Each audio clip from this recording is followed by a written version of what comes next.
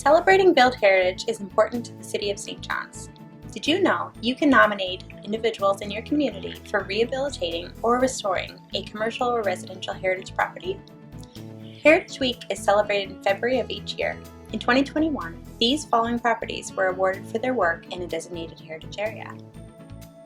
Jennifer and Kirk Anderson for Canada House at 74 Circular Road, and Isabel Goodridge for Clifton at 71 Rennie's Mill Road for preserving or restoring the character of a heritage building. Bruce Blackwood for 29 Military Road, and Donald Hayes for 27 Military Road for infill development that blends into a heritage area. We're Kirk and Jennifer Anderson. We're the proud owners of Canada House on Circular Road in St. John's. We are also the winners of the Heritage Award for the City of St. John's for the work we did on restoring Canada House.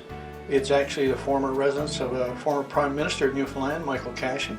It was also the Canadian High Commission to Newfoundland during the 1940s when we were a separate dominion. And shortly after we joined Canada, Joey Smallwood lived there for quite a while as well. And we're quite proud to have done a small part in restoring that part of our city and our province and indeed our country's history.